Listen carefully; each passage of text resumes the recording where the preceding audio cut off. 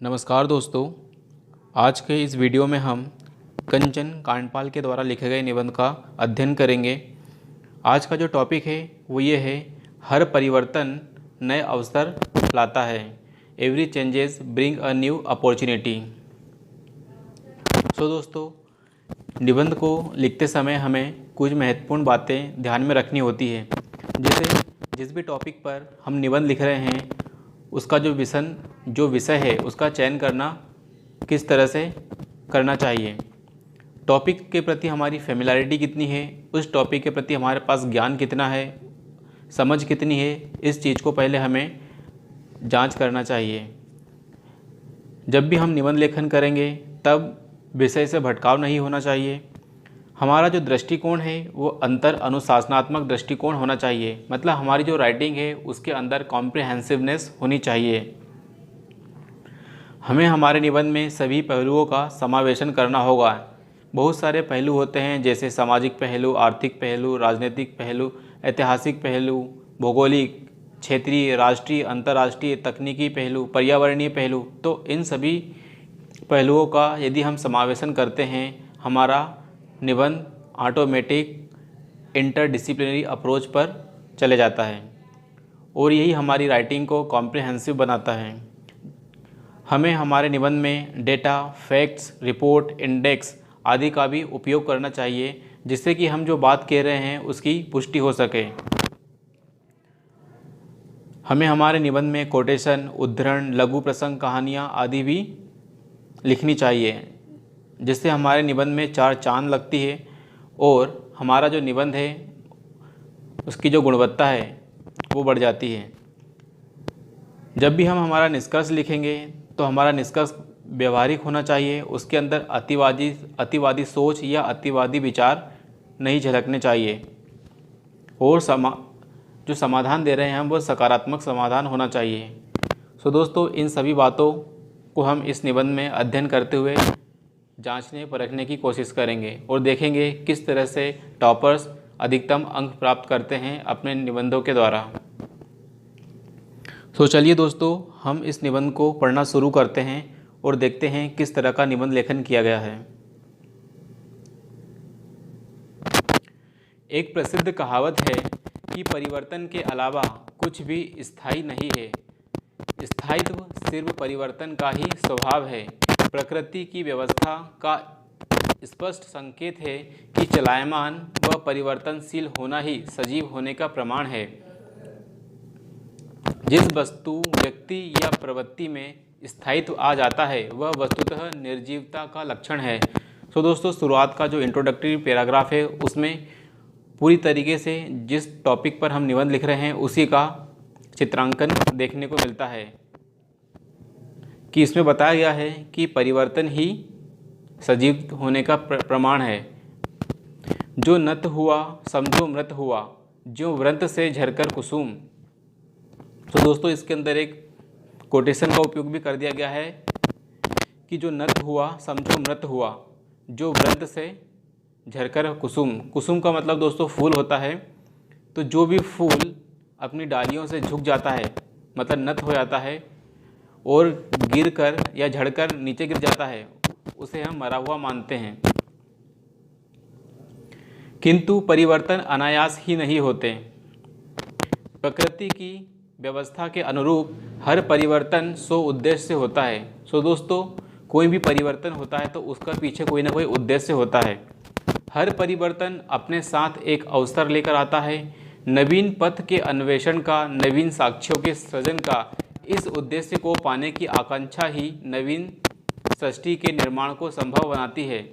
दोस्तों, इस पैराग्राफ में भी हम परिवर्तन और परिवर्तन की सकारात्मकता को पाते हैं, मतलब हमारा जो विषय से भटकाव नहीं हो रहा है। परिवर्तन की प्रक्रिया का चक्र स्वयं में इस बात का प्रमाण है कि परिवर्तन स्वयं ही नूतनता की कुंजी है। दोस्तों, इसके अंदर बताया गया है कि जो परिवर्तन ही क्या है, नूतनता की कुंजी है। परिवर्तन का सीधा सा अर्थ जड़ता का क्षय है। दोस्तों, यहाँ फिर हमें और हाईलाइट करना होगा कि जो परिवर्तन है वही जड़ता का क्षय है। जड़ता मतलब एक ही स्थान पर टिके रहने वाला इंसान। जड़ता मतलब रूढ़िवाद। जड़ता का मतलब पीछे की ओर देखने की जो हमारी परंपरा है उसकी बात हम कर सकते हैं। तो जो परंपराएं जड़ हो चुकी है या जो स्वयं को वर्तमान की गति के अनुसार ढालने में असमर्थ हैं, उनका समापन ही परिवर्तन का प्रस्थान बिंदु होता है। इन जड़ताओं का समापन रिक्तता को जन्म देता है। सो दोस्तों, इसमें बताया गया है कि जब भी कोई जड़ता है उसमें परिवर्तन लाने का कोशिश करते हैं तो एक रिक्तता मतलब खालीपन आता है, और यही खालीपन नए अवसर भी लेकर आता है। यदि रिक्तता प्राचीन व नवीनता के बीच की कड़ी है, और यही जो रिक्तता है प्राचीन व नवीन के बीच की कड़ी है, और इसमें ही वो तमाम अवसर छिपे होते हैं जिनका चयन ही भविष्य की नींव तय करता है। सो दोस्तों, वापस से इस पूरे पैराग्राफ में हमारा जो निबंध का टॉपिक है उसी को प्रदर्शित किया गया है, उसी को अभिव्यक्त किया गया है कि जो रिक्तता आई है, और ये रिक्तता है क्या है, प्राचीन और नवीनता के बीच की कड़ी है, और इसमें ही तमाम अवसर छिपे हैं जिनका चयन ही भविष्य की नींव तय करता है। मतलब जो परिवर्तन है नए अवसर लेके आता है, और ये अवसर ही हमारे भविष्य को गढ़ने का काम करते हैं। रिक्तता के क्षण में किया गया प्रयत्न ही कल का भाग्य तय करता है। वस्तुतः इसी चक्र का बार बार संपादन ही जीवन कहलाता है। कृष्ण स्वयं गीता में वसांसी जीर्णानि यथा विहाय कहकर अर्जुन को इसी परिवर्तन व उसमें छुपे हुए अवसर की तलाश करने का संकेत देते हैं। सो दोस्तों, इसके अंदर श्री कृष्ण की भी एंट्री कर दी है, जिससे हमारा जो निबंध है दार्शनिक स्तर को छूने लगा है। आधुनिक मानव के इतिहास पर नज़र दौड़ाएं तो 3 घटनाओं का जिक्र परिवर्तन में छिपे अवसर की पहचान व उससे निर्मित नए संसार की सटीक व्याख्या कर देते हैं। जिसमें पहला परिवर्तन है 1215 का नागरिक अधिकार पत्र। 1215 का नागरिक अधिकार पत्र, जिसे हम मैग्ना कार्टा कहते हैं, अधिकारों का मैग्ना कार्टा भी कहते हैं। 12वीं से 13वीं सदी का समय सामंती मानसिकता व क्रूरता से भरा समय था, जहां मानव एक साधन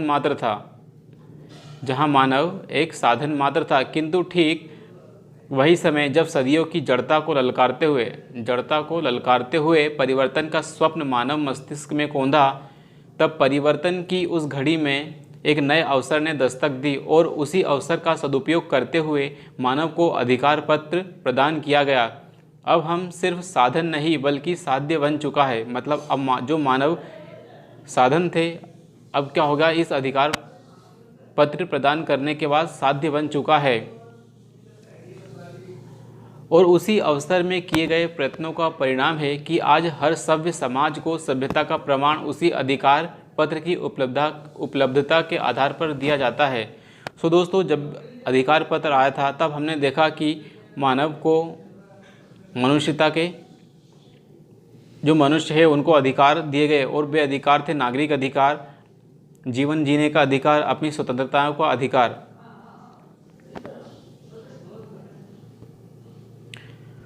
और हर समाज इस बात की आकांक्षा या इच्छा रखता है कि उसके नागरिकों के पास कुछ मूलभूत अधिकार हो। इस युगांतकारी घटना के 4 सदियों के बाद पुनः एक परिवर्तन ने दस्तक दी। बढ़ती जनसंख्या के लिए उत्पादन की न तो मात्रा संपूर्ण हो पा रही थी और न ही गति। व्यक्तियों के पास पूंजी की, किंतु उसका उपयोग कैसे हो। तो व्यक्तियों के पास पूंजी थी, लेकिन उस पूंजी का कैसे सदुपयोग हो, यह उत्तर किसी के पास न था। तभी विचारों ने करवटें लेना प्रारंभ की। मानवीय बौद्धिक श्रम ने मशीनों को जन्म दिया। तो इसके अंदर एक और परिवर्तन की ओर संकेत किया जा रहा है कि पहले जो इंसान ह्यूमन लेबर करता था, उसने अपनी बौद्धिक जुगाली के चलते हुए मशीनों को जन्म दिया। मतलब औद्योगिक क्रांति की ओर संकेत करने का प्रयास किया जा रहा है कि एक और नया परिवर्तन हमने देखा। अधिकारों का जो मैग्ना कार्टा मिला, उस परिवर्तन के बाद एक और नया परिवर्तन देखा, औद्योगिक क्रांति का। मानव समाज ने इस परिवर्तन के समय एक अवसर खोजा, प्रयत्नों का अंबार लगा व संपूर्ण विश्व में औद्योगिक क्रांति का शंखनाद बजा। क्या हुआ? औद्योगिक क्रांति का शंखनाद हुआ, और आज यही क्रांति विश्व के विकास की धुरी है। सो दोस्तों पहला परिवर्तन बताया गया था 12वीं से 13वीं सदी का अधिकारों का मैग्ना कार्टा, और दूसरा परिवर्तन बताया गया है औद्योगिक क्रांति का। 20वीं सदी ने पुनः जड़ता पर चोट की। मशीनों के शोर, हथियारों की होड़ के बीच कैलिफोर्निया की क्रांति ने विश्व को सूचना प्रौद्योगिकी का उपहार दिया। तो दोस्तों एक और नया परिवर्तन आ रहा था औद्योगिक क्रांति के बाद, सूचना प्रौद्योगिकी की क्रांति, revolution of IT, information and communication technology. इस परिवर्तन ने मानव समुदाय को नया अवसर प्रदान किया, कामकाज को और सरल बनाने का काम किया, व्यवस्था को पारदर्शी बनाने का काम किया। उपर्युक्त तीनों उदाहरण इस बात को पुष्ट करते हैं कि जब जब जड़ता ने समाज की गति को रोकने का प्रयत्न किया है, तब तब मानवीय साहस ने उसे ललकारा है। राम की शक्ति पूजा का एक दूसरा मन उसी साहस से परिवर्तन का नाम है, जिसने एक नए अवसर की सृष्टि कर विजय को संभव बनाया है। सो दोस्तों जब हम लिटरेचर पढ़ते हैं, हिंदी साहित्य पढ़ते हैं, तो उसके अंदर हमें राम की शक्ति पूजा का जो चैप्टर है उसे भी पढ़ते हैं हमारे चैप्टर में, तो उसी का बेहतर उपयोग किया है। सो दोस्तों हमने इस पूरे पैराग्राफ में देखा कि किस तरह से हिस्ट्री का उपयोग किया गया, हिस्ट्री की नॉलेज का उपयोग किया, कौन से वाले उसमें जो मैग्ना कार्टा है अधिकारों का उसमें। फिर हमने औद्योगिक क्रांति का जिक्र किया जो कि हिस्ट्री प्लस इकोनॉमी तीनों से निकल के आता है। और फिर तीसरा ये जो उद्धरण उपयोग किया गया है, हिंदी साहित्य का उपयोग, हिंदी साहित्य का जो नॉलेज है उसका भी उपयोग किया गया है राम की शक्ति पूजा का जिक्र करके।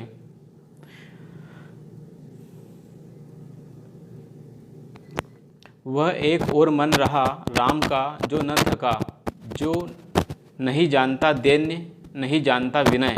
तो दोस्तों इसके अंदर हिंदी साहित्य के इस दोहे का उपयोग कर लिया गया है या इस वाक्यांश का उपयोग किया गया है। डॉक्टर राधाकृष्णन ने जिस मनुष्यत्व से देवत्व तक की यात्रा का वर्णन किया है, वस्तुतः वह भी इसी परिवर्तन के द्वार से होकर गुजरती है। सो दोस्तों इसके अंदर हमारे जो महान नेता सुधारक रहे हैं उनका भी बेहतर उपयोग कर लिया गया है निबंध की क्वालिटी को बढ़ाने के लिए। और इसमें मेन चीज़ बताई गई है कि कैसे एक मनुष्य देवत्व तक की यात्रा कर सकता है, मतलब एक मनुष्य भी देवता बन सकता है, लेकिन इस देवता बनने के लिए उसे परिवर्तन की प्रक्रियाओं से गुजरना होगा, उसे तार्किक बनना होगा, उसे वैज्ञानिक दृष्टिकोण अपनाना होगा। संपूर्ण यात्रा में व्यक्ति को संघर्ष करना पड़ता है, पग बाधाओं को तोड़कर आगे बढ़ना पड़ता है। अवसर के द्वार को खोलकर ही विजय की यात्रा संपन्न हो पाती है। सो दोस्तों फिर से इसके अंदर बताया गया है पूरे पैराग्राफ में कि इंसान को परिवर्तन के लिए सदा तत्पर रहना चाहिए, और जब भी परिवर्तन हो उसके लिए संघर्ष तो करना ही होगा, और यही यात्रा है जीवन के, और यही यात्रा है मनुष्य की। परिवर्तन वस्तुतः न केवल जीवन की अनिवार्य विशेषता व अपरिहार्य सत्य है, बल्कि बेहतरी व विकास के प्रत्येक स्वप्न का प्रथम चरण भी है। मार्टिन लूथर किंग जूनियर ने जिस आई हैव अ ड्रीम की संकल्पना की, मार्टिन लूथर किंग जूनियर ने आई हैव अ ड्रीम की कल्पना की थी, वह परिवर्तन में छिपे अवसर को पाने का ही स्वप्न था। महात्मा गांधी ने जिस स्वराज की कल्पना की थी, वह भी अवसर की तलाश की तरफ छेड़ा गया जिहाद था। ओबामा के यस वी कैन में भी उसी परिवर्तन के साकार की गूंज है। सो दोस्तों इस पैराग्राफ को और ज़्यादा गागर में सागर भरने वाला बना दिया गया है, और इससे और ज़्यादा इन्हांस किया गया है किनका, मार्टिन लूथर किंग जूनियर का आई हैव अ ड्रीम की संकल्पना का जिक्र किया है, महात्मा गांधी ने स्वराज की संकल्पना का जिक्र किया, और ओबामा का यस वी कैन। मतलब इतनी सारी चीज़ों को लिखकर इस निबंध में 4 चांद लगाने का काम किया गया है, और साथ ही इस निबंध को और ज़्यादा उभार कर ज़्यादा इन्हांस किया गया है। सो इस तरह का निबंध लेखन करके दोस्तों हम भी हमारे निबंध में गुणवत्तापूर्ण राइटिंग करके बेहतर से बेहतर अंक प्राप्त कर सकते हैं। निष्कर्षतः जब जब मनुष्य ने जड़ता को ललकारा है, तब तब परिवर्तन ने दस्तक दी है, और प्रत्येक परिवर्तन अपने साथ अवसर लेकर आया है। इस अवसर को जिसने प्राप्त कर अपने अनुकूल ढालने की सामर्थ्यता प्राप्त की है वह विश्व विजेता का खिताब पाने में सक्षम सिद्ध हुआ है। दोस्तों विश्व विजेता माने क्या? विश्व विजेता माने जैसे कि अंग्रेज़ों ने बहुत सारी भौगोलिक खोजें की तो उन्होंने अपने पुरातन जो व्यवस्था है उसका त्याग किया। जैसे हम जब एक रामानुज फिल्म है यदि उसको देखते हैं तो उन्हें ब्रिटेन जाना था अपनी एजुकेशन के लिए, अपनी नई शोध के लिए मैथमेटिक्स की, लेकिन भारतीय संस्कृति में क्या था कि समुद्र को लांघने की इजाज़त नहीं थी। दोस्तों हम हमारी परंपराओं के कारण ही पिछड़ जाते हैं, लेकिन अंग्रेज़ों ने अदम्य साहस दिखाया और उनने बहुत सारी भौगोलिक यात्राएं की, भौगोलिक सीमाओं का चीरहरण किया, इसलिए वे विश्व विजेता बनकर उभरे। आज हम गूगल, व्हाट्सएप, फेसबुक, इंस्टा इन सब में विश्व विजेता के रूप में हम उन्हें देख पाते हैं।